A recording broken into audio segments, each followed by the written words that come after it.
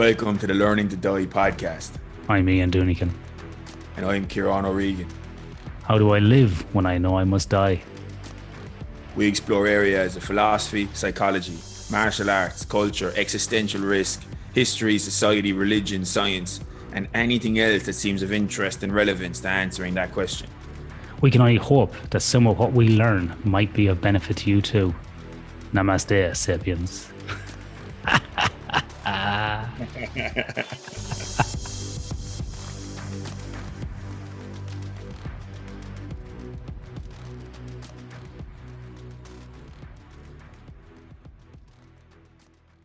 Falter Roach, the podcast, The Learning to Die. Keohan will to Okara. Sure. Keohan, Doug, thanks for having me on, man. Really appreciate you having me here now. Looking forward to this chat for a while. It's good, yeah.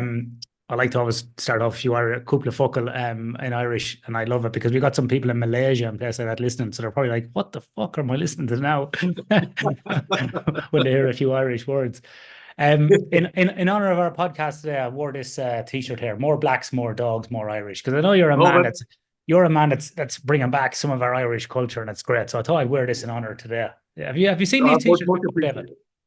I've seen them before. Yeah, I'm well aware of the sentiment as well over the years. Yeah. Yeah, they're good. There's a guy in London. Actually, I can't think of his name now, and he makes them. The Irish Jamaican or something. Yeah. So I saw them online. And I got a few. They're good crack. It's amazing here in Western Australia. People look at you like you're a racist wearing them, but then when you explain to them what it means, it's like, oh, okay, I didn't know that. Oh, I get it now. Yeah. And then I turn around because on the back it actually says, it's know our history or know your history. So it's interesting, when you have that conversation. Definitely. Well, like I said, it's definitely a good way to start a conversation. I'll probably get my head caved in someday wearing it, but anyway. David, look, I've heard you in a number of podcasts before, and around the stone lifting, and I think it was on the Irish folklore one. I heard you on as well with Johnny Dillon. Were you on that podcast at the one? I was. A great guy, Johnny. He's just been so helpful along the way as well, Ian. Yeah, Johnny's a great guy, and I've heard you on a couple of other ones as well talking about stone lifting. I think I heard you on the Art of Manliness as well. Yeah, it was on that one, that big American. Yeah. That was interesting to be on. I didn't quite realize the reach that had. I've got a lot of people from America contacted me since I got on that one. But it's just, it's been quite the journey over the past, I suppose it's only 2 years really, 2.5 max, in bringing back this whole culture. And there's the amazing thing to me was like that it just got forgotten. That it just got pretty much like a national amnesia happened about it. Everyone seemed to have forgotten about it. And like a lot of it has been, why did that happen? So it's been interesting talking to local folklorists and just talking to the local people. Yeah. Because like it wasn't fully forgotten. There's always like that really kind of central, kind of local knowledge of it, in the place where the stone is and the stories are. There's always someone who knows, but it's only a couple of people, like a handful of people. So it's been very interesting bringing it back, and just the amount of media attention it's gotten in over the past, especially the last even 4 or 5 months has been. Yeah, it's been incredible. There's articles on GQ and everything about you. Jesus Christ! Did I ever think? You're doing something as a hobby that you think that this is an honourable thing to do.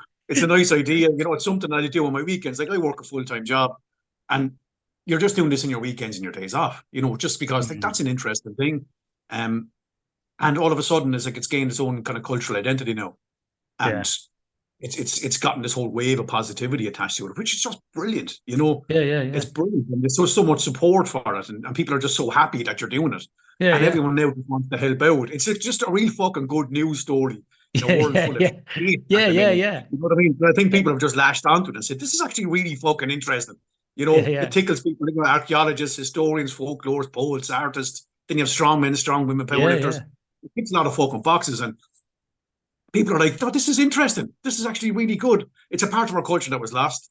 This dude is bringing it back. Let's see, can we help him?" And it's just been this great fucking, like I said, positive wave over the past months. I said, a world of absolute shit at the minute.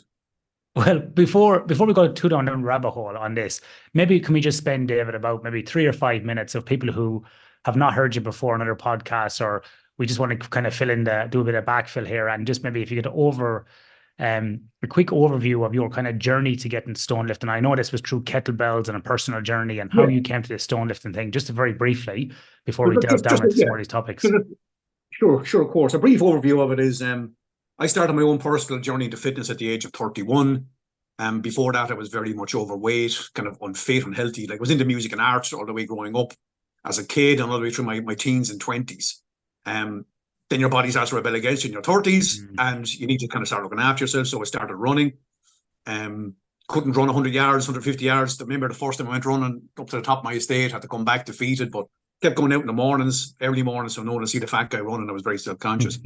But after, say, 6 to 12 weeks, I was running like between 5 and 10K. Weight was coming down. Yeah. All my my problems, my acid indigestion and high blood pressure and asthma, but I didn't have asthma, I was just really unfit. All that was starting to go, and I was starting to feel better.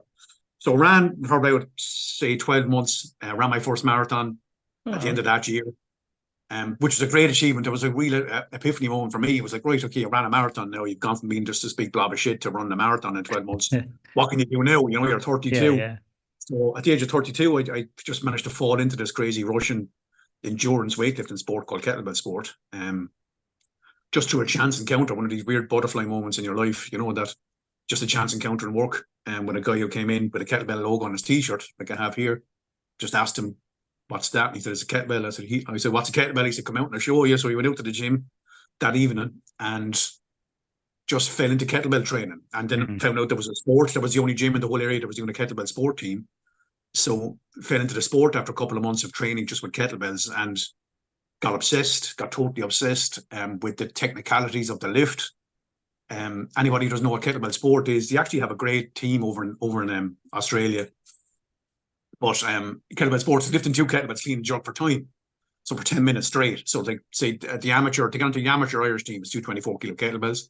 So you're lifting 2 of those for 10 minutes straight, clean and jerk, non-stop. So you can imagine how nutrition that is on your cardio. Also mental strength, a lot of mental strength needed, because it's, you know, it's tough. It's a tough discipline. You know, you can have between 60 to 100 reps in 10 minutes clean and jerk without a break. So we got into that, got obsessed, because I got on the Irish team, won national championships, European championships, world championships, competed professionally, different 232s, set a world record in 2019, and had done all this amazing stuff, traveled the world, got to Australia, actually, got to Melbourne, got to Bendigo and Albury, teaching and coaching kettlebell sport. I was just in Bendigo last week, actually. Oh, yeah, I was down in Bendigo. Yeah, we went. My wife is from outside of Melbourne. We went to Bendigo, and we went to see the big the stupa. Have you been to the stupa, the big Buddhist temple? Yeah. So we're actually there only 10, not last weekend, the weekend before. So that's incredible. We did go again, you know? Yeah. So got to meet the lads over there. Don Grant, really, really nice guy. And got to train with him in his gym. And like I said, had all this incredible experiences with kettlebells. Then COVID struck, and like I'd hit all these targets, these lofty goals that I'd set myself in. I'd set myself, like, you know, I wanted to win a world championship, I wanted to set a world record. Managed to do all that, and then COVID hit really hard over here. I don't know what it's like in Australia, but we were within a 2K radius. You couldn't leave your house. You know, there was police driving along in cars sending you home. You know what I mean? It was fucking really weird. Same here as well. Yeah. Was it? Yeah, it was weird fucking totalitarianist kind of a fucking vibe going on. I didn't like it. No one did, obviously. Yeah, it's not my scene either. Yeah. Not at all, man. I was trying to start sneaking out and wearing my work clothes and sneaking out, just trying to get out to the woods in the mountains just to get my head right and stuff. Yeah. I was like, then I had no access to a gym. I was like, okay, I had this huge thing, 8 years training kettlebell sports, this absolute massive thing in my life. What am I going to do now? I have no access to equipment. All my equipment was in the gym. So my wife, I met my wife in art college. She has stone carvings out the back garden on plinths. So just as a bored human being over COVID, I started lifting these stones. And I'm actually looking at the back of them now.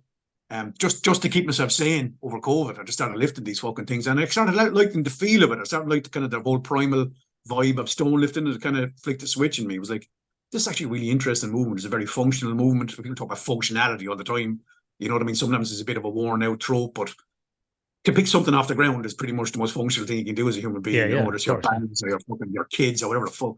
So it was like, no, this is actually really cool. I'm getting strong. I'm starting to like the feel of it. I'm outdoors. And then I saw Rogue Fitness made those documentaries about 8 years ago on stone lifting, one in Iceland, one in Scotland, and one in the Basque region of Spain. And it wasn't then just about the actual functionality of lifting a stone. These things had cultural merit. They had cultural value. They had meaning.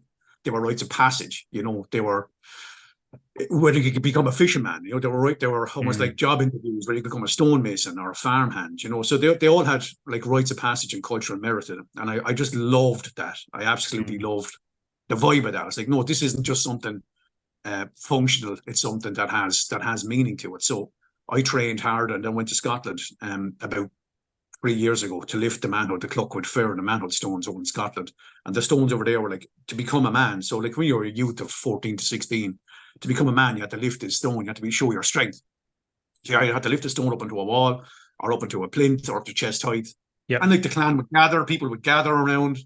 And when you could do that, then you became a man, so then everything that goes with that, you could own land, you could marry.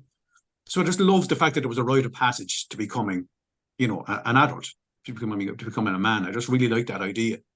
So I went and I lifted those manhood stones over in Scotland and just fell in love with the culture and the stories. And I met some wonderful guys over there. We went around together on the southern and the northern highlands, lifting all these stones. But the one that really stuck out with me as an Irishman, and I'm sure you know it, is the Fina stone over in Glenlyon. So the legend behind that one is it's called An Bodach, or the old man. So the Fina stone was a Fina warrior's testing stone. So that's sitting in a field in Glenlyon. So to become a Fina warrior, you had to be able to lift this stone up onto a plinth. It's 127 kilos. Kind of like almost like a phallic kind of a shape to it. So it was like a manhood of virility test, Yeah. So it was one of the tests to become a Fina warrior was to lift this stone. I couldn't fucking believe it. That was like mythology, reality, and there's the stone. You know what I mean? So it's like, I have to fucking see this thing. So I made it my business to go to that one last.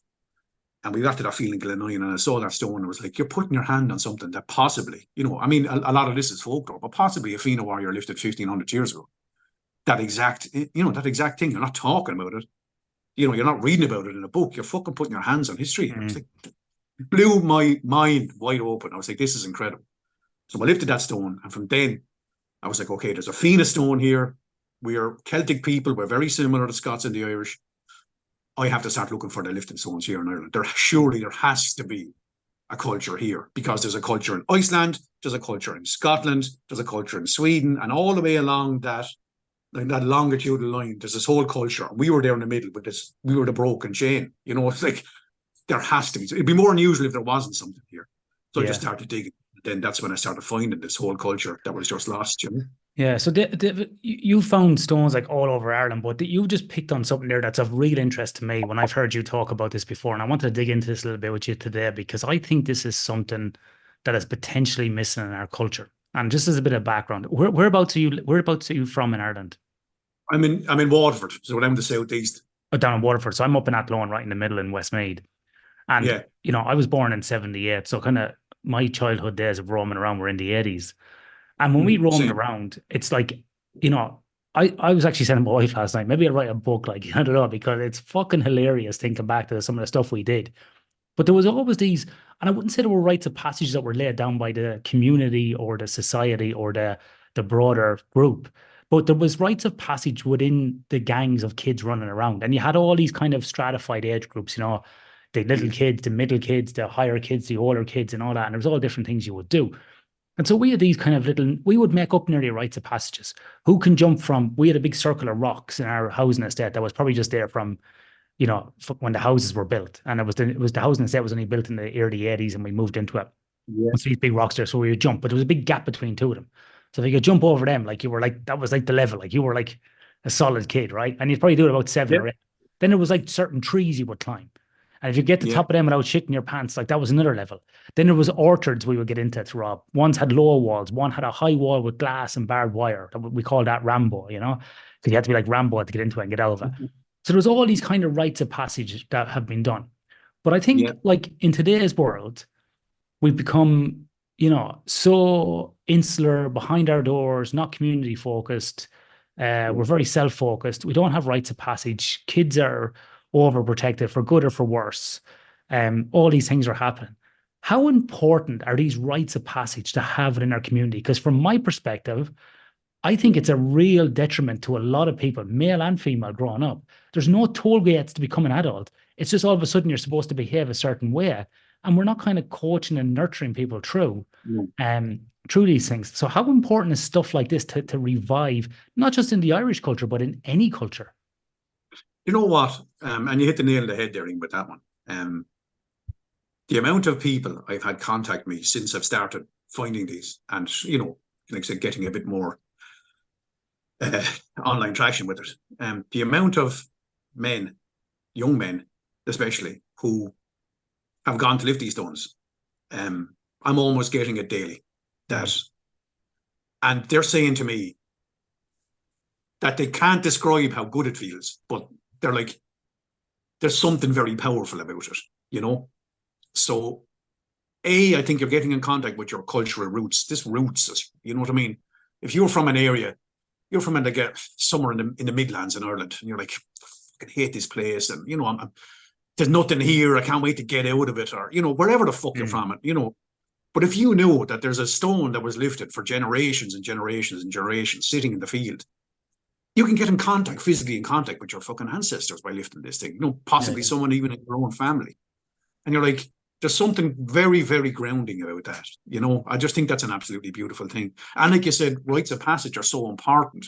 I feel that they're definitely a huge loss to our, like I said, because we're become so insular and we become so sheltered and protected. You know what I mean? Kids nowadays, they didn't have the same life that we did growing up. I mean, I was the same as yourself. I was born in '79, and the stuff you got up to now was like, just thank God there wasn't any iPhones because you got arrested. Just the madness that went on. But like I said, it was all part of growing up. And like I said, there was all these little mini rites of passage in your groups. But I think it's something that's sadly lacking. And I think the fact that you're bringing it back, it has touched so many people. And so many people, like I said, have gone to lift these things because of that lack of the rites of passage, or, you know what I mean, that those stepping stones into becoming an adult. The amount of people who have gone to lift them has just blown my mind. I mean, I was talking to a guy, Cyril Conlon. I found 2 stones in Faha Graveyard in County Clare. The man's lifting stone, the clucking a fur, and the woman's lifting stone, the cluck the man. And he said, I had 13 people come last week, he said, to lift a stone. 13 in a week.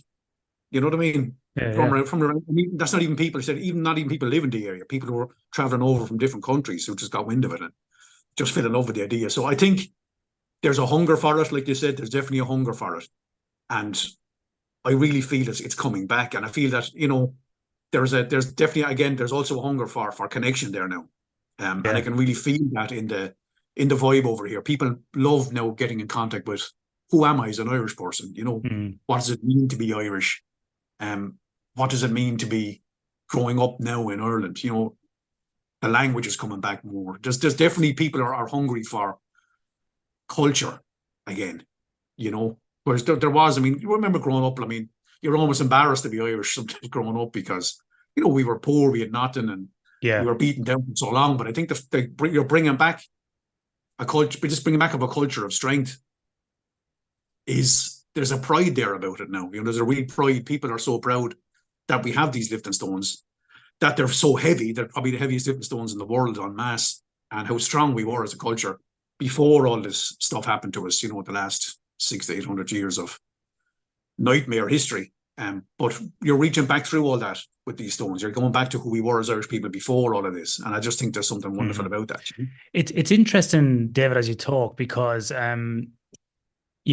there is obviously, like, if you look into the science like epigenetics and trauma and how it's passed down, and we can become somewhat focused on the last.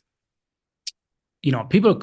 I think people fail to realize that Ireland really, as an independent nation, has only been around for like 100 years or less, really, if you think about from the time of being a republic. And so we're still a very new nation and we're finding our feet. And obviously I said that from my mum 21 years over, but I'm still very proud to be Irish. And I never say I'm Australian. I always say I'm Irish living in Australia. But 800 years of guff before that. But like you said, reaching back, one of the other places that makes me feel like how you're talking, and I've got the archaeology book here actually from the 70s, is Newgrange. It's just the book's right here on my bookshelf to the left of me. And that's another place as well. When you were talking, it reminded me, when you go into Newgrange and you touch the stone, and there's even graffiti in there from like 1779, people writing their names. But when you go into Newgrange and you touch that stone and you think this is 5,000 years old, you're like, to me, that's a form of time travel. You are just Definitely. being absolutely catapulted into a society, a culture like that is unbelievable. And like what you've been saying as well about stuff with the Fianna, you know, I think that guy is Anthony Murphy from the stuff around he does up in the Boyne Valley. He's the guy Yes. that he discovered that thing called Dronehenge when it was dry a few years ago. I think Anthony Murphy's his name. He does Mythical Ireland on YouTube. Anyway, you know, I often listen to his stuff as well, and it makes me think about like, you know, because they found out like scientific facts about that area that were actually related to the to the mythology of that area as well. Like there was some Mm. mythology about I think the Dagda and anyway some kind of thing that was basically supposed to have intercourse with his daughter or niece or something. And it turned out that the bones actually found inside Newgrange, that relationship was there. So this what was it the mythology or was it what inferred what? Or is it pure fucking coincidence? I don't know. But these things are like these bring us back to these kind of ancient Irish things. And it's that sort of stuff that really Oh, gets me excited and I get really oh excited man. about And here I am taking up my top and getting some. But I mean, it. um, I went up and I don't know, did I talk about this with anybody?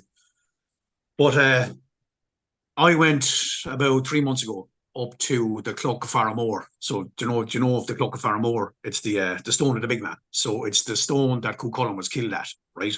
Yeah. So they say that the standing stone where Cuchulainn was killed at, that there's a statue in the GPO of Cuchulainn dead at the stone, you know. And it's about, you know, our fight for freedom and, you know, the way we're, you know, a warrior culture and we fought for freedom. And that's still in the GPO to this day. But that stone is a real stone and it's up in a field in County Louth, up in Cooley, you know, the Cooley Peninsula. So, I mean, that's where the cattle raid of Cooley comes from, you know, Yeah. the town of Cooley. That's from that area. So, I mean, and the field that stone is in is called the field of slaughter, you know. And they did find arrowheads and bones and swords in that field. So it's like, what's mythology and what's reality? Mm. And I loved going to that stone because there was such a sense of power at it. It was like, that's the stone through folklore mythology that one of the greatest hero of our nation, Cuchulainn, died at. And there it is. You can put your fucking hands on it. And it was just the most magical day. It was just this mist coming up off the ground. It was swirling sideways around the stone. I was there with a film crew and they were like, you couldn't have planned this any better. It's like the stone wanted to show off and wanted to show its power, and it did. And that was the morning. And in the evening, then we went to find a stone up in the north. And for me, finding these lifting stones also in the north of Ireland is extremely important, you know, because this was a full island of Ireland culture and pastime. It wasn't, you know, this predates the North and South divide. Like I said, the North and South divide is only there since the 20s. Translates the politics and the bullshit, yeah. It goes past all that, exactly. It cuts through all that, and they're up there. So we went to find a stone up in a place called Sefin Hill. So Sefin would literally translate as sea Finn. So the seat of Finn, the seat of Fionn McCool. That's the name of the hill. So the hill is based on Irish mythology. There's a stone on that hill then that the mythology was that Fionn McCool had thrown that stone from a mountaintop onto that hill. And because Fionn had touched it, it was a magic stone. And the chieftains, the high chieftains of the area, used to be coronated at that stone because Fionn touched it. So, and that is a recorded history. So, I mean, the local clan chief would ascend to the top of the hill with all of his clan. He'd have to put his hand on the stone and announce himself as chieftain because it's Fionn McCool's stone. And that stone was also a lifting stone. So whether that was to do with the actual initiation to be a chief, I'm not sure, but it was recorded also as a lifting stone. It's a great feat of strength, they said, to lift that stone from the ground. So then you had a stone that Fionn McCool is after touching, and local chieftains were after getting coronated at. And that stone is absolutely massive. I think it's anything between 250 to 300 kilos. It's a pillar. It's absolutely massive. It's like a pillar stone. It's about like a yay wide, very, very thick, and you have to wrap your hands around it, hug it, and lift it off the ground, which we've done. And there's such a sense, there's a presence to it. It's like a schist stone, so it's silver. It's a silver stone. And we were there in the evening time, and like the sun was hitting it, and the stone was like glowing amber.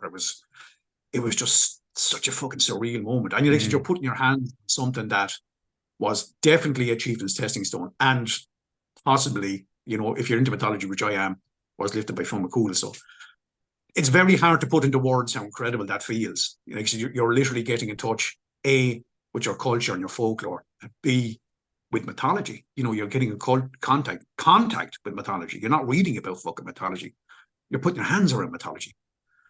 yeah, it's fucking mind blowing when you think about it, you know? It is mind blowing, yeah. Have you come across a guy called Tom King up in the Boyne Valley? No, I Tom haven't, King no. is this guy's very interesting. I think you might like him. I'm just going to show you something here, and I probably talked about this fucking ad nauseum already, but I'm going to talk about it again. Um, Tom, similar to yourself, went on a bit of a journey during COVID. I'm not sure if he left his job or got laid off, and he started Mm. making this forge. And I can send you his Instagram page afterwards. You please, yeah. On Gobha or Gobha. And actually, one of the guys that works with me here in Perth did his PhD over in Ireland, and he was actually with Tom last Sunday, and he sent me a picture. Awesome. But Tom makes these things in the forge, like things like these triscles, right? Oh, yeah, yeah. Absolutely Beautiful. brilliant. But Mm. I also sort of, I'd say, coerced Tom into making something for me as well, because I saw it on his page. Now it's not something he offers, but I think I annoyed him so much that he ended up making it for me. But he hand carved this skull for me. Oh, wow. That's Look at that, incredible. our wood, right? Now, That's amazing. Tom has won some awards, I think, from RT over the last couple of years in terms of businesses and what he does. He has this forge, and like you as well, David. He's bringing back the culture in different ways, and he makes it very fun. And he gets busloads of Yes. tourists through, and I think he's been on Anthony Murphy's thing around the Irish mythology stuff as well. And obviously the Boyne Valley up around Newgrange is steeped in history. But Magic. as you're It's magic. as you're talking, there's lots of similarities there, and I think it'd be really interesting to. There's a few e guys popping up that I'm seeing. I'm thinking, e guys are like these, like, fucking rebels out of Star Wars, out in the Outer Rim, just like popping up all these different types of information. So you're talking about stone lifting. Anthony's getting Mm. back like sites and this Yeah. geology and sort of structures. Tom is doing this forging, and I'm like, it's fucking intoxicating to listen to. And I think sometimes maybe because I'm not there, I think like maybe I'm just hyper interested in it. But other people I send it to are like, this is fascinating stuff. And it's such a It is. I mean, great revival. Do you know what?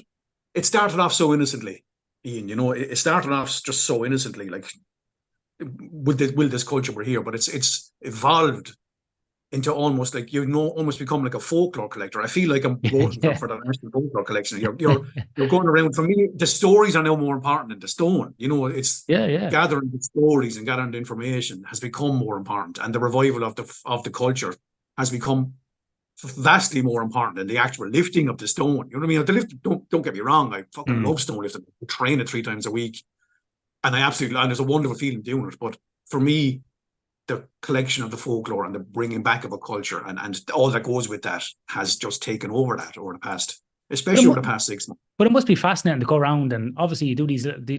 Obviously in Ireland they're like small trips compared to here in Australia. Like, but you do these little trips and you meet locals, you hear the stories, the folklore, you connect with people. It's that kind of classic thing of like the physical aspect combined with the social aspect, and you just feel really good after all of those kind of interactions. It must be It's brilliant to go around. intoxicating. I got that map sent to me from, I Did think. you? Yeah, I came here a couple of weeks ago. Your man, I messaged the guy as well. I bought it on Etsy or something like that. Came anyway last week. Yes. I'm going to get it framed and put up here on the wall behind me. But I was looking at it there the other day. I was like, this is fucking epic. This. I don't know It why. This is is. epic. And I was like, the next time I go home, I'm going to go to some of these places. Now, I don't know if I'm going to Yeah. try and lift them because I ain't that fucking big. But I thought maybe I'll go down and see if I can roll a few.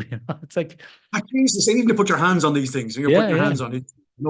But I mean, it's like you touched on it there. I mean, it's just a fucking, who gets to unironically say I'm going on a quest on a weekend? Yeah. You know what I Yeah. mean? And I fucking mean that. I feel like Yeah. fucking Bilbo Baggins half the time. Like, you know what I mean? I'm going on an adventure.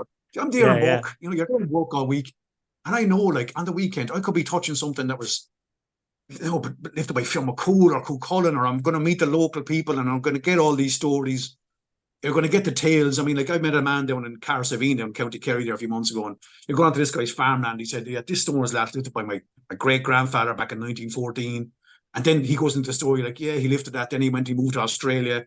He fought against the Turks in World War One, lost an arm, and then you're just getting all of these stories. Yeah. Like a story collector, And then obviously we go lift the stone, and that stone hasn't been lifted in 100 years. You're like, that's the first time someone has lifted that stone in 100 years, and then you become part of their local folklore. You Yeah. become a part, almost like a part of the family, because the last person lifted it was their great granddad, who they still have pictures of, and it was like, Yeah. you're the next person. So I mean, they'll remember you. You know what I mean? So Yeah. you become part of local folklore, become the next link in the chain, and Exactly. that's Yeah. what I You're love. just building. Yeah. Oh yeah, man, you're stepping into a stream of history with this. Like, and you're reaching back into the past until the last person. It could be 100 years, could be 300 fucking years, whoever lived to this. and then you're putting your hand forward, and the next person is going to grab it and take it on. You know? Yeah, it's that classic, like, that pixel in the picture, the grain of sand, It's really interesting. And what you were saying there as well about, like, I think sometimes even if it is mythology and it's not true, it's still very powerful. And I was reading some stuff in a neuroscience book last week for work stuff, and they were talking about magical thinking. And I don't know, there's a lot of, in health and science, there's lots of, like in human science, there's lots of U-shaped curve data. So in other words, like, it's like drug use, right? At the lower end of the socioeconomic group, lower people, like, so working class people or unemployed people will take a lot of drugs and alcohol. So they'll drink a lot, they'll take a lot of drugs, whatever. But equally, the fucking super millionaires up the other end, they're taking lots of drugs as well, but it might be different. Okay. But the U-shaped curve, it was very interesting. It was about magical thinking. And it was like, if you have too little magical thinking in your life, it's boring. You got no awe, you got no wonder. But if you have too much magical thinking, you're off with the fucking fairies, you're in la la land, you can't do anything.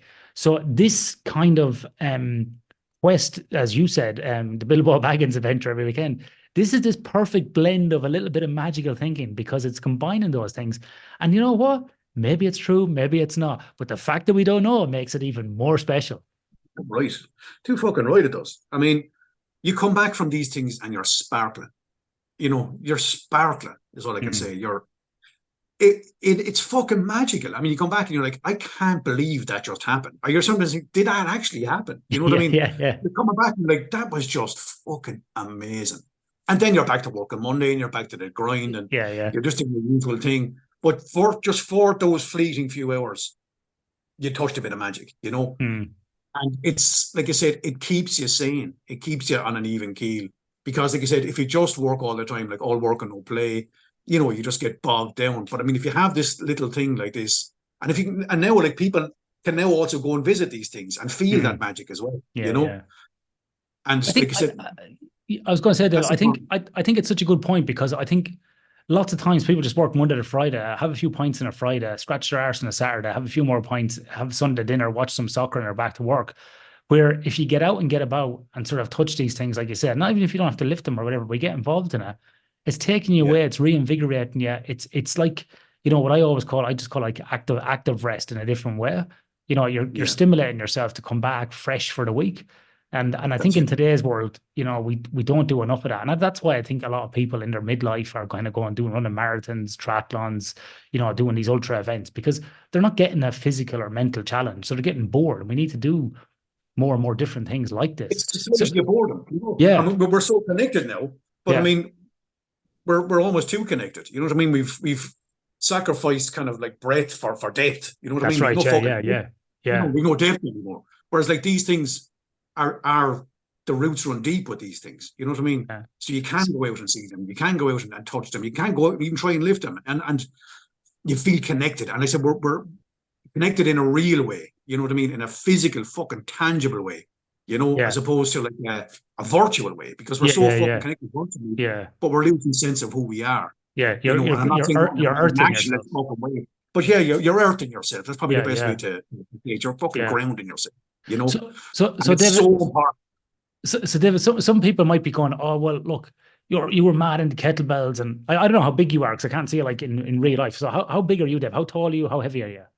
I'm 5'9". I ain't a big guy. I'm about 100 kilos. Most of that would be my legs and my back, So you're built for stone lifting. So, like, well, I wasn't. You know what I mean? That's the thing. Like I said to you, I'm like, when I rock up to these things, and I go up to the west, up to Connemara, right? Yeah. I'm meeting guys up there 6'4", they're like 120 kilos, natural, just strong working men. They see me rock up, so what the fuck is this fella going to do? Yeah. But I've trained her. So you go up then, and like, I've surprised so many people, because you go up then and you can lift this thing. And then like, Jesus Christ, it's even more impressive because he's not a big man, But I mean, so like I said, I'm not the biggest guy in the world, but I've trained for it. So I've trained 3 days a week for it. Like, from kettlebells, I was only 78 kilo category lifting kettlebells. So I mean, it's an endurance event, almost like Olympic rowing for all the world with weights. So I mean, I went from being this endurance guy to being almost 25 kilos heavier, putting on all that over the last 2 years. But I mean, if I can do it in my fucking early 40s, anybody can do it. Anybody can do it. You know what I mean? Yeah. Give yourself 6 to fucking 12 months training. Go out and grab a few lighter stones, 40, 50, 60 kilos, and start picking them up safely. Find your, everyone's biomechanics are different. Everyone's lever lengths are different. But just go out and start picking up stones. Lift with your legs and just go out and try it and see how fucking wonderful that feels. Like even if you just do that, I don't want to go to any of these historical sites as an actual physical thing to do. It's an incredible way to train. So I was going to ask you today, David. Like so I'll take myself as an example, right? I'm 5'10", I'm 80 kilos. I mainly do a lot of endurance swimming, and I do Brazilian jiu-jitsu, and I throw around a few kettlebells, maybe twice a week. One endurance session and one kind of strength session. So let's say I want to get into a bit of stone lifting, and I wanted to go home and go around and lift a few stones. What would be my way to train for that over 6 months or a year, roughly? Is it just you in the gym lifting like Olympic lifting or kettlebells, or should I just go out and get a big lump of fucking rocks in the bush and weigh them and start lifting the actual rock because it's uneven and it's, not kind of symmetrical? What's the best path to kind of train for this? If you can, the best thing to do, the best thing for stone lifting is lifting stones, So like I said, if you can, go out and grab a few stones and start fucking training with them, because you can ape it, you can try and, ape it in the gym. You can try and do sandbag lifts would be a great way if you have access to sandbags. They're a great way of training, like heavy sandbags, so like start lifting, like Zercher squats are handy for it. Just building up your general strength, like through deadlifting. And box squats are great for building up that hip strength, like that glute strength. So pretty much any kind of squats. If you wanted to just train in a gym, squats, Zercher squats, sandbags would be great.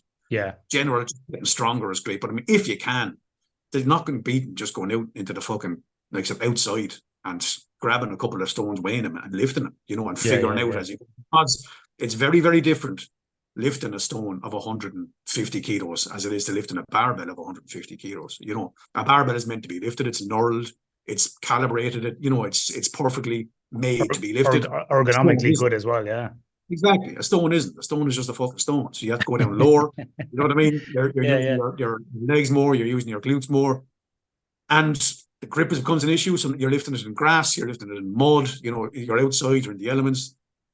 You can't train for that without training for that, because especially when you're lifting in Ireland, Scotland, Wales, Iceland, most of the time it's going to be raining here, you know what I mean? Yeah, so you're dealing with moisture, You have to get used to dealing with that, so there's nothing, if you can get out and just start lifting stones and just see how it feels, because it's a very powerful feeling. And stone lifting, like the more I'm researching it, it's just worldwide, it's everywhere, and it's in all the cultures I can think of worldwide.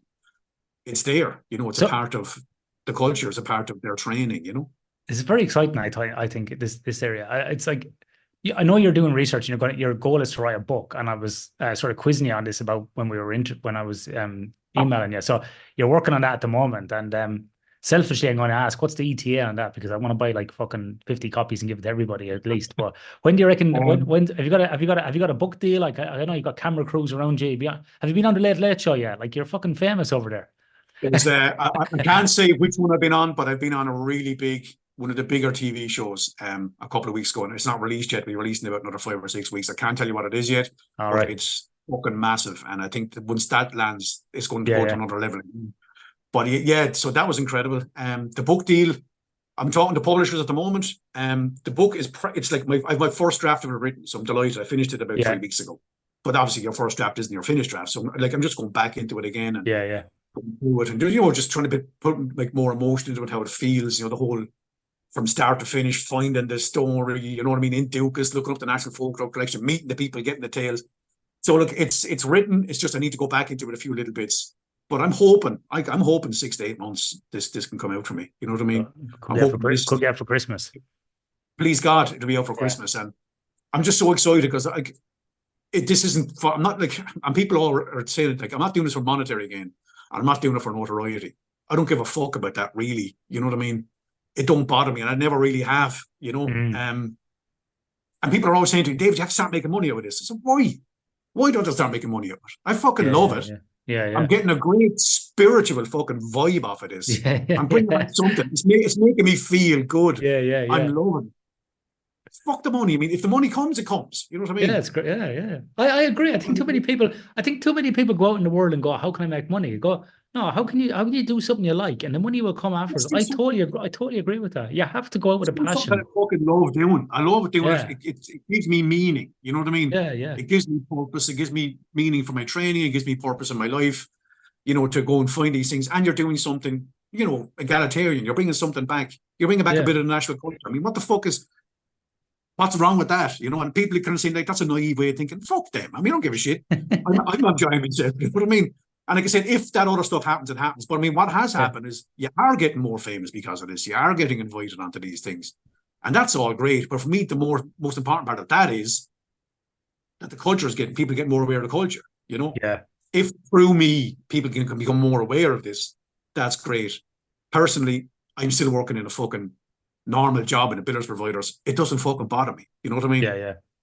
It doesn't bother me. You know? So David, on that as well, have you got plans to like maybe build a website, or have you got a website? Have you got a method of communicating this where people can go and like read some of your stuff, get the book, you know, in the future, see all your podcasts, like get your articles that are being published? Have you got a central repository that you're using at the moment, or is Not it yet, just no?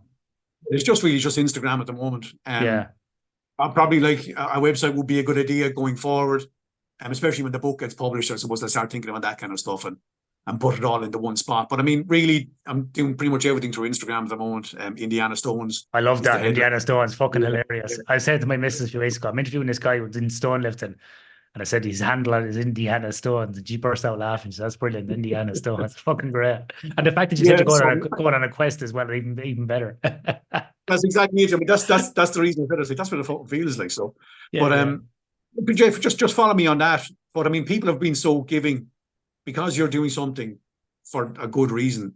Like people are saying, look, I'll help you out. You know, like you had the guy who made like John Rooney made that beautiful illustrated map for me. You have people who were offering to build websites. You have people who were offering all kinds of help along the way. You know what I mean? Tour operators, people want to meet you. Like I said, I'm going to go out to High Island this year, which is an incredible monastic island off the west coast.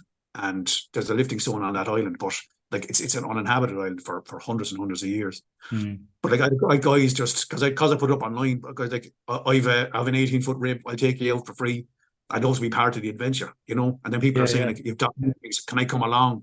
I have a poet called Jared Devine, a wonderful poet. He's like, can I come along? I want to write a poem about this. And then you have artists say, I want to come along. You're inspiring a lot of different people in different ways, and it's just wonderful. It must be a bit overwhelming, David. You know what? You're the first person to ask me that, and it is. I mean, sometimes it's fucking mentally jarring. Sometimes, yeah, it is because, like, you know, I am just doing a normal job, and I have been doing it for 20 years, and you feel like fucking Clark Kent and Superman sometimes because you're in your normal job. No one gives a shit. You're just doing your job. Yeah. But on the weekends, you could be talking to fucking anybody, or you could be meeting anybody. You know, I mean, actors, musicians, you know, you fucking name it from Ireland, they're all onto me, you know. Rugby players want to meet up and go lift these things, and all of these people, you know, through the culture, you know, from all different stratas of the culture, you know, who are mad to go get involved in this. And yeah, it's weird, but on the other side, it's fucking great because if these people with big personas and, you know, with big followings, if they get involved in it, it's going to take it on another level again. You know what I mean? So, you know, like Andrew Porter, the rugby player, he's like, geez, love to come and lift it. Like Jack McGrath was on to me last night, ex-Irish prop, you know, played for Leinster. And I come along, I'd love to tag along with one of these adventures. Sure, of course you can. But with that, like you said, your poets and artists, the other end of it want to come along as well. So it's just, yeah, it's a little bit mentally fucking strange juggling all this at the moment. But it's very fucking rewarding as well, you know. Do you feel like now, because you've got so much, I know what the right word is, I'll use the word airplay at the moment, and so much attention, do you feel like now you have a responsibility, or is it still fun, or do you feel like it's like nearly like a calling in a weird way? I don't know if I'm articulating that right. Yeah. It's become that. And like I said, at the start it was just me and my car. And sometimes you yearn for that again, just you going off with your billhook and a story in your back pocket and just going to one of these old sites. Because now every time I'm going somewhere, I have a film crew with me, you know, or a documentary team with me. And that's absolutely amazing because it gets documented for the future.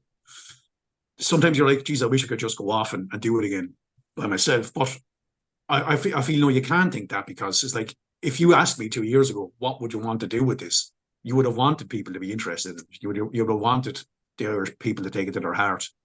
And you would have wanted to document it for the future in case something happens to me. You know what I mean? Because, you know, I never know what's going to happen from day to the next. So now it's alive and it's vibrant again. And people know about it now. And these documentaries have been made, and they are being made this year. And it's become a part of the national identity. And you're, like I said, you almost feel like the linchpin or the guardian of it, you know. But it's become a hell of a lot more important than I ever thought it would to the Irish people. But it's absolutely incredible because of that. It's definitely become a little bit more, I don't know, how would you say it? It's become, I know, more important. I don't know how you'd say it. It's become more important to me over the past 6 months.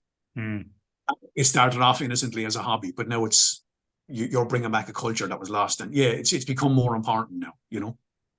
Yeah, I think I'm not trying to, like, you know, if I want to word, lay more stones on your back here, but and make you feel under. But it's an amazing thing I think you're doing, just like what Tom is doing in his stuff and his Forge and stuff, and Anthony Murphy's doing Mythical Ireland. I think these things are absolutely great because, you know, a lot of people look to governments and institutions to guide them, you know, and it's great when we see people taking up and standing up and taking leadership roles without having to be prompted or doing it for money or any sort of nefarious means, or, you know, or doing it for, you know, like, you know, we see sometimes with politicians are doing it because they've got some end in mind or some shit like this. And you guys are doing these type of things for just the pure joy of our culture and to communicate and spread the message. And it's not out there trying to spin a dollar, like we said before. So it's really, it's really interesting. But and I think that's why people have responded to it so much, because it's genuine. Because of that reason, it's genuine. I mean, you just have a passion, and people respond to passion. You know. Yeah, David, you've obviously started to bring this back in the last couple of years, but have you looked into why we lost this? Where did it go? How did we lose it? Why did we lose it? Like, how did these type of things just fall out of our culture? And the other one is what I heard recently. I don't know if you've heard of. Have you heard of collar and elbow wrestling? Yeah, very much so, yeah. So that actually got airplay on here on a mixed martial arts podcast for a friend of mine that has a successful one called the Sonny Brown Breakdown. And he had a guy on talking about that as well. And there's a book on that as well. And these type of things that are starting to kind of pop back up. And so, yeah, I'm just wondering, like, how did we lose these things? Where did they go? A lot of this, and when I'm talking to a lot of people and the local people and stuff, a lot of it was because of the Gorta Moor, you know, the Great Famine. Like the cutting point for a lot of these things was at the 1840s, because of, you know, half the country died or immigrated in 3 years, you know, so a lot of stories, a lot of people just left these areas. Yeah. And a lot of strength left these areas, you know, a lot of Irish speakers and Gaeltacht, because these are very much, a lot of the times they're in Gaeltacht areas, you know, so a lot of Gaeltacht areas died off or left. So I mean, I'm looking at some of the places down here. I mean, I remember in Bunmahan, in Waterford, like 95% of the people left the area, you know. So you've all of these places where the culture just died because the people died or left. Then, of course, from the 1840s, then we had our fight for independence. Then you had the Civil War. Then you had the First World War. You know, obviously huge immigration. Then you had the 1950s. The Second World War, 1950s, huge immigration in the 80s. So a lot of stones and stories and people and culture just died because of all of that. You know what I mean? So we're in the last 10 years, really, or 20 years, we're starting to crawl out from under this blanket of, you know, imperialism, colonialism, and this was Catholicism, you know, and that done a lot of damage as well. And we're starting to blink in the light of freedom a little bit and kind of saying, who am I now? You know? And that's why there's this whole culture wave, I feel, coming back, because especially in the last 10 years, because we've emerged from these smothering blankets, like I said, of imperialism and Catholicism, and that we're kind of blinking and kind of saying, right, who are we? And the best place to find who are you is kind of who were you. So we're looking back the way. And like the language, like I said, the language is coming back, and these old cultures, like I said, with collar and elbow wrestling, and there's a resurgence out. I know Johnny Dillon is a huge interest in that one. He's speaking about that a lot on his podcasts, and stone lifting. But like I said, a lot of it was to do with just the culture, the people leaving these areas. But the one thing what I love about it is it didn't die. It didn't fully die. The embers were low. The embers were burning fucking low, but they were still there. There's still people in the areas. Now they're older people, but they still know the stories. And now it's been such an honor to go back and blow on those fucking embers. And now the fire is burning on it again. Yeah. And the culture is alive and vibrant again because people are going to live them. You know, it's like the language. A language never dies if you speak it. The culture will never die if you keep lifting these things, and people are going lifting them now again. So yeah, it's a fucking huge honor to have brought back that, you know, from the fucking grave, you know, to back alive again. I don't know why, but when you're talking in my mind's eye, I see websites, I see books, I see T-shirts, I see a cultural revolution, because there's not just all those things we've spoken about. The other benefit as well that we know is that in the area where I do some research in sports science and sort of recovery, this is going to have fucking huge benefits on people's physical and mental health as well. We've spoken lots about cultural stuff, but if people get out, did you ever hear of this guy? You might like this guy. I don't know if you know him. He was a Japanese guy and he was a fucking lunatic. I want to get his name correct now because I like him already. Yeah, you will like him. People called him the Japanese Nietzsche. Okay. So if you've read any Nietzsche philosophy, but the Japanese Nietzsche, this guy, his book was called Sun and Steel, Yokio Mishima. Yukio Mishima, Mishima. Sun and Steel. Now, this guy was a fucking lunatic. He ended up like committing suicide, but he basically started a militia, I think in the 60s in Japan, and he tried to overthrow the government with this militia, right? But it was weird sort of stuff. Like, I think he was married, but he used to have sex with young men.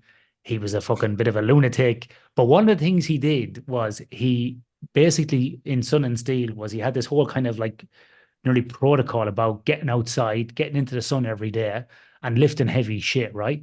Now, Nietzsche said the same thing, going for walks, doing exercise. We also see in the recent research as well, and a lot of stuff I do around sleep, is that there's lots of research coming out showing that, like, 20 to 30 minutes of daylight exposure to the sun every day is very good, not just for mental health and in terms of depression, but it also regulates your circadian rhythm, it helps you sleep and so on. And the more we see in people who do outdoor activities, from a sport perspective, and the more time to spend outside, the better sleep that they have. I do a lot of early morning swimming, and so I've got no trouble sleeping at night. I'm synchronized in. I go grappling as well a couple of times a week. So, for jiu-jitsu. So I never feel like I want to have a fight. All that fucking monkey aggression's out of me. I sleep really well. I feel good. Like I said, I throw on a few kettlebells during the week and so on. So I feel like all that stuff not only helps my physical and mental health, but synchronizes me every day. So like there's all those benefits we haven't even spoken about as well. And like, how do you quantify those? And these are all the things that these flow on benefits where, I'm thinking like, fucking, I don't know what they're called now in Ireland, but like the Department of like Physical Recreation and Sport, whatever it might be called, or they could be giving you money. The Department of Folklore could be giving you money. The History Society, archaeology, like there could be millions here to be tapped into to get this thing up. Like it's all around benefits. There's no negative. The only negative I see, David, is someone goes out there, lifts a stone, bursts the discs, and wants to sue you. That's the only negative I see. Yeah, look, that's up to themselves. I mean, it's up to themselves. I've got to train for these things because they are fucking massive. But I mean, touching on that, I train at least once a week. Actually, straight after this, I'm heading out to the beach. I train at least once a week on Benvoy Beach. So I go out to a small cove on the Copper Coast. It's only about 500 meters long. And there's never anyone on it but me. And I'm out there with the seabirds and I'm lifting stones. And you're connected. You're outside. The sun is on your back. Or if it's not, even if it's stormy, that feels fucking fantastic as well. You're lifting the bones of the earth. You feel connected to the earth. You feel connected to a higher power. So it's fulfilling a spiritual need. It's fulfilling a mental need. It's fulfilling a fucking physical need. It ticks all the boxes. And it's free. Why the fuck wouldn't you do it? Yeah. And you're coming home and you're fucking, like I said, you're sparkling, you're feeling great, you're full of energy, and you're ready to go back into that steel fucking or stone box of work and work there for the next couple of days because I'm going to go out and I'm going to do this again the weekend, and that's going to, when I need to, I can go do that again. So like I said, and again, doctors should be fucking prescribing this shit. You know what I mean? Like you said, get out into nature, go for a walk, go up the hills. Feel connected. Go out to the coves. Go for a swim. Yeah, And yeah. if you want to lift these stones, do. But it's like I said, it's so there's no negative to it. Like I said, I can't see any negative to it. It's all just so positive. So like I said, in a physical sense, in a mental sense, in a cultural sense, it's all fucking gravy, you know? Has anybody ever tried to write like programs for people to train around this? Like I know we spoke about Yeah. difference between gym and stones, but is there programs out there where you say, look, get a stone 30 kilos, do 5 reps of this by 3 sets, lift this overhead, do this, do these exercises? Are there programs that exist for this type of irregular stone There's a lifting? great there's a great guy called Sean Urquhart, Urquhart. Sean is probably the best natural stone lifter in the world. He actually came around with me last summer. We done a tour of the Irish Lifting Stones, the very first tour of the Irish Lifting Stones, and he's like, "This is the nicest place to lift stones in the world." He's like, and he's been everywhere. He's like, "This place is just fucking magic." But he has an entire program, gym based and stone based, on how to build for one of these stone lifting tours. So if you're interested in getting started in this, look up Sean Urquhart or go on to liftingstones.org. He has all his programs for free up on that. He's very, very giving with his time and his information. And like I said, he is the best in the world. So I followed his advice and I've gotten better. I was great tapping into his brain. We were driving around together for that week, those few days. So get onto the liftingstones.org or go onto Sean's own site on Instagram, and you'll find all that information there. Yeah, I've just looked it up here on Instagram, Sean Irk, and then he's got like links here, lifting stones or peaking for a stone lifting tour. Yeah. Where's this guy from? Is he American? No? Yeah, he's from Ohio. There's a massive interest in history, the stone lifting history. And he's been to lift, and he brought back pretty much the whole culture himself on the Faroe Islands. Massive, deep culture that was forgotten. He brought it all back himself. He's going lifting stones in Sweden this year. He's been to Iceland, he's been to Scotland, he's been here. He's found the culture in Tibet, he's found it in Siberia, he's found it in Kyrgyzstan. He's a huge historian of stone lifting and strength. Wow. And he's a great guy to get in contact with. He works as a teacher in Ohio. So like in the summertime, he goes to one of these countries and meets the people and starts and lifts the stones with them and gets all their stories. He's got a bunch of pictures here in Ireland. Yeah. Oh yeah, like I said, it was me, myself and himself. I took him out to go a week off work. We went off around the islands, we went off around the west, met some fucking wonderful people, lifted all these stones that some of them hadn't been lifted in hundreds of years. And yeah, he's a big part of the book as well. He's a great guy, and very fucking strong. But he's put in the work, and if you want to follow in his footsteps, just have a look at his site and see what he's do. You see what he does, you know. Yeah, he looks like a stocky, sturdy guy. There's one of them here lifting a stone here in Clear Galway on the street on his website. Oh man, that was incredible. Like that stone, it had been last lifted 100 years ago, and I went and lifted. I probably got it about 3 centimeters, or maybe 3 inches, I should say, off the ground. He lifted that thing up to his chest, and there was a Garda car pulling past us as he was lifting it. And like there was a guy at the guard in the back seat was like, "What the fuck?" Yeah. It was incredible. It was absolutely incredible, you know. And that old man. I see the Garda car. I remember seeing someone. He said, "I never thought I'd see it in my lifetime." I remember my dad talking about that. He said, "That old man there, he lives in the house right next door to where that stone is." I remember my dad talking about it, but I never thought it was possible, and I'd never see it in my lifetime. He said, "I can now die happy," and he said that really when he saw Sean lift a stone, because he said, "I passed that stone 10,000 times." And every time I look at it, it's like there's no human being could lift that stone. And was it just there on the side of the path? It's there on the side of it's what they call a jostle stone. It's there on the side of the path, on the corner of the old pub. The pub was well closed, about 60 years, but they were called jostle stones. They were left beside the corner, so when the horse and carts were turning, that the cart wheel wouldn't take the corner off the pub. Oh, right. But they also became lifting stones because the men then, after a few fucking points, go, let's go fucking lift this. You know what I mean? Yeah. And a lot of these stones, well, I say about 5 or 6 of them are jostle stones. How much do you reckon that weighs, David? I'd say that's about 180 to 190 kilos. Jesus Christ. Yeah. The Garda car in the back, the very back. I see it there, yeah. He was going past going, "What the fuck is going on here?" now the question has to be asked, David. The question has to be asked. Is steroids being used in this? Not at all. Not for me anyway. I'm sure there is. It's like the steroids are fucking everything, you know. I've no fucking interest in never doing any of that shit. And I never did, even when I was lifting for Ireland. Yeah. And I knew there was a load of lads who were using it, you know, especially a lot of Eastern European lads. But if you want to use steroids, off you fucking go. You know, that's your business. But for me, I train as naturally as possible. I don't even go to the gym anymore. I just lift stones. So I mean, like, these guys never had a gym. They never had, lifting belts. They never had gym equipment. So the most I'd bring is a towel, and I even feel like chalk sometimes is a bit of a cheat. But I bring a bit of chalk with me if it's wet. But I try and train as naturally as possible, to lift as naturally as possible, to get in contact with these people, because it's very fucking humbling to go lift something that was lifted 150 years ago. That's a very myopic way of thinking sometimes, that like, we're the strongest people who ever lived.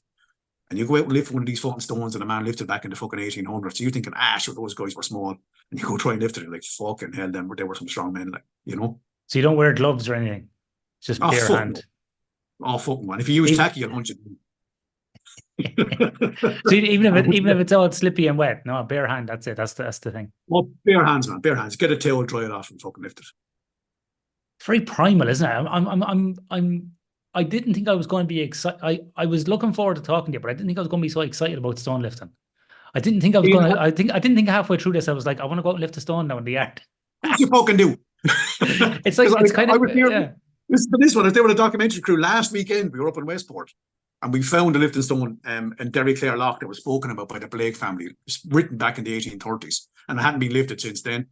So I was lifting the stone. I got up to my shoulder, and the fucking sound man, the soundie who was there, he went over and he fucking tried. He was lifting it as well. He was like, and the cameraman was like, this guy never gets excited about fucking anything. You know what I mean? But he's like, oh, fuck, man, I have to lift this fucking stone. There's something deeply primal about it. There's something kind of in our DNA, because it goes all the way back. And, all the way fucking back to Cro-Magnon, man. Man lifts stone, as a show of power. I mean, there's something deeply in there, that it's hard to kind of quantify. It's hard to talk about. But when you lift it, you know what it's like. Yeah, it's interesting because I used to do like lots of ultra marathon runs, 100-mile runs and stuff like that, and in the mountains, and I've done ultra swims as well, 20Ks in the ocean.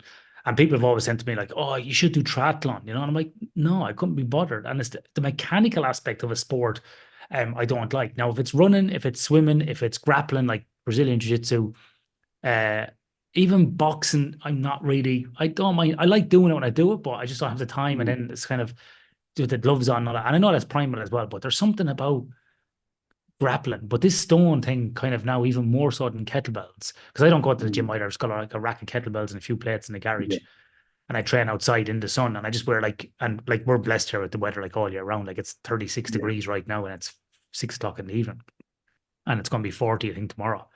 So I just go outside in the sun and fucking 20 minutes, half an hour, and throw some stuff around. You come in and like sweat's pumping out and you feel great. And it's a pair of shorts, no shoes and socks on the grass. I love that earthy connection. So I'm really feeling like this, this thing could be something. And I'm thinking about a few mates here that I know as well that might be keen to go down to the beach here and grab a few rocks or in a park somewhere and just do it. Because I think it might be fun to see, just and see what the difference is, Just do it. Just do it. I mean, I say to people, just if you're starting to get tickled by it, if you like it, just go do it and wait to see how it feels, And like I said, then the hooks get in you. It's like, shit, that's cool. And then you get into the whole cultural aspect and history aspect. And then, the next time you're home, you can try one of these stones and get in contact, physically fucking in contact with someone, maybe, because there's a couple of stones in Westmeath, so you could get in contact maybe with someone in your ancestry, and then it takes it to another level again. But yeah, man, get them fucking stones and start lifting. You'll absolutely. Yes, yeah. I'm afraid now if I go home though, I get PTSD, because when I bend over in Ireland to turn turf, I get flashbacks, and if I have to squat down, I might think I'm turning turf, which I don't think you can do anymore. You can't beat a day down the bog. It's funny.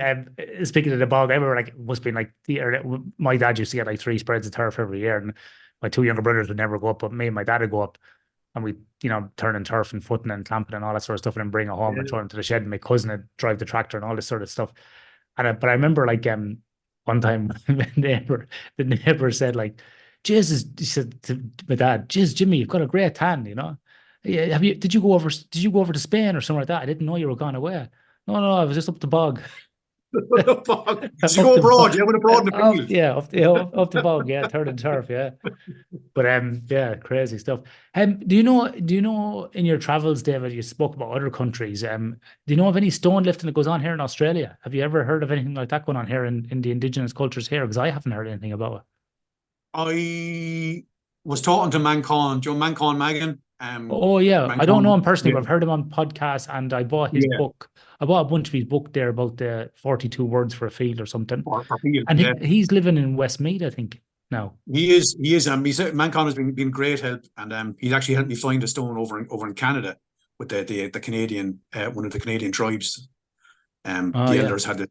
I think he found the culture amongst the Aboriginal people. He didn't allow. I haven't really talked to him since he came back, but I think he did find a culture. There has to be. I can practically guarantee it. An yeah. Indigenous culture would have these rights of strength and trials of strength. So when I find out more about it, I'll definitely let you know. But it's like I said, it's worldwide. It goes all the way back. There's a stone in Greece. There was Bible and son of Fola. This is carved on the side of Bible and son of Fola lifted his stone over his head with one hand, and like the stone, like it's from ancient Greece. You're talking probably 4,000 years ago, and someone lifted this stone over their head, and it was such an amazing feat that it was actually carved into the side of the stone. So Yeah. it goes all the way back. All the cultures have done it. A lot of cultures are still doing it. It's very, very prevalent in a lot of cultures. Even the Dagestani wrestlers, even the guys doing the UFC, they all train with stones, lifting Really? stones as well. So, yeah. I've watched documentaries on those guys. And you see him like just outdoors lifting stones. And because if you're a wrestler, you think, fucking hell, like what's going to get you strong? Lifting stones off the ground. You're picking a body up off the ground. If you can pick a fucking heavy stone off the ground, the body's going to feel a lot easier. So it makes sense, when you can twist and turn with these things. So in Russian culture, like I said, in Siberia, it's still very popular. In Tibet, in Kyrgyzstan, Kazakhstan, all these kind of warrior cultures. In India, the Akaras, the Indian wrestlers, they lift stones. They lift the Nal stones around their necks. And those Akara guys are still lifting stones as part of their training. Iran, all the way across, like I said, all across the Scandinavian Viking cultures, and Ireland, England, Scotland, Wales, Iceland. And then we took that over then to Newfoundland and Canada. And yeah, so it's everywhere. It's absolutely everywhere. Is there a big, has anybody written a big book on this, like your man Sean? Has anybody written a big kind of, Well, no one's written a whole treatise on it. Yeah. Because I'm writing a book at the moment on the Irish ones, which will be the first one written on the Irish ones. But I think it's there. I think people should be talking about. There's stone lifting. There's like a couple of guys. Martin Jansen's written one on the Scottish lifting stones. A great guy called Peter Martin wrote a fantastic book on the Scottish culture, which is available online for free. It's called Betwixt the Stone and the Turf. It's a wonderful book, but no one has written it in a worldwide respect. Because we're still only kind of, because it's so local and centralized to these areas, we're still only kind of finding out. I only found out about the culture in Serbia and Tibet a couple of weeks ago through Sean. So I think it's something that can definitely be tapped into. Yeah, definitely. Yeah, it's absolutely fascinating. It's a rabbit hole. I think I'm going to have to go on a rabbit hole here on YouTube for a few days or a few weeks. So this is going to be my latest quest that I go on, because I get on these bends every few weeks of something new. Yeah. Look, man, Dave, it's a deep rabbit hole. It's wonderful. yeah, Get into it's absolutely fabulous. I'm gonna chase up some of these links. I just clicked on one here that popped up called Old Man of the Stones, and here's a picture of you on it. You're omnipresent. Yeah, there's a picture of you on here, Old Man of the Stones. Who's that? A different guy? The Old Man of the Stones will be Peter Martin. On board That's off the Peter Martin. Yeah, so that's Peter Martin. Yeah. But I've been called Fern Cluck Naird over here as well, so I'm come after taking that mantle on for the Irish lads, the Irish folklorists have kind of called me that one. So that was a kind of a proud moment for me. Same thing, man at the lifting stones. So yeah, so like it's just go onto these sites, have a look at them, and start reading up about these cultures, and just like I said, you'll fall in love with them. You'll absolutely fall in love with them, and then down the rabbit hole you go. Welcome, I welcome you down here. It's a fucking great crack down at this end of this whole. Yeah, it looks good fun. Yeah, it looks really good. And you know what? It's one of the best things. If you look at the literature in terms of as you age, one of the best things men can do is start lifting heavy shit. It's one of the best, particularly over the age of 35. And the older we get, the better it is, and there's better health outcomes for men over the age of 35 as they keep lifting. The older they get, at least twice a week is the minimum dose response they need to be doing. That from what I can gather from the stuff, and if you can do that twice a week, even for only half an hour, and have that exactly. Yeah, and I can tell you that you can get stronger. I'm getting stronger. Like I couldn't lift a stone at 42 that I can lift at 44. I couldn't lift a stone at 41 that I could lift at 43. You can get stronger in your 40s. Yeah. Of course you fucking can. People say, you can get stronger if you put your fucking mind to it. If you train correctly, look after your mobility, mind your old injuries, but look after yourself, work on your mobility, work on your strength training. You can get stronger. And don't let anyone tell you fucking can't. Yeah. No, I think that's a great message. And David, I think that's a great way to finish today because you've been so generous with your time. It's been absolutely brilliant to chat to you. I would love to have you. I'm sort of glad Kieran wasn't here today because he would have asked you fucking 50 other million questions. So the selfish part of me is I'm glad Kieran's not here today, but I also know that Kieran would have a million other questions that would be completely different to mine. So I think maybe later on in the year, if you're up for it, and maybe around the time the book is coming out, be absolutely awesome to have you on again. Love to keep talking to you about this, and I'm going to go down the rabbit hole on this. I'm gonna post some links into the show notes here as well. And if you have anything you want me to pump out here, just let me know. But you're on the Instagram as Indiana Stones, and the other thing for everybody listening, if you put David's name into YouTube, into YouTube, if you put David's name into Google, you'll come up with all sorts. This GQ article that was written last year, the quest to pick up the lost Lifting Stones of Ireland, heaps of podcasts, heaps of stuff. I purposely wanted to ask you different things today that maybe hadn't been asked on another podcast, so hopefully we didn't have to repeat stuff. So listen to the other ones. So yeah, it was great. Really enjoyed the chat. Like I said, and you're going on a podcast maybe every 2 or 3 weeks now. So it was lovely to be hitting up different things and talking about the folklore and the culture and stuff. And I really enjoyed the chat. So I'd love to be back on. Hit me up at any stage later on in the year. Please God, the book will be out and I can promote that a little bit. But even if not, and you just want to have a chat because I really enjoyed it, hit me up at any stage. That's great. Thanks very much, David. My pleasure. So long as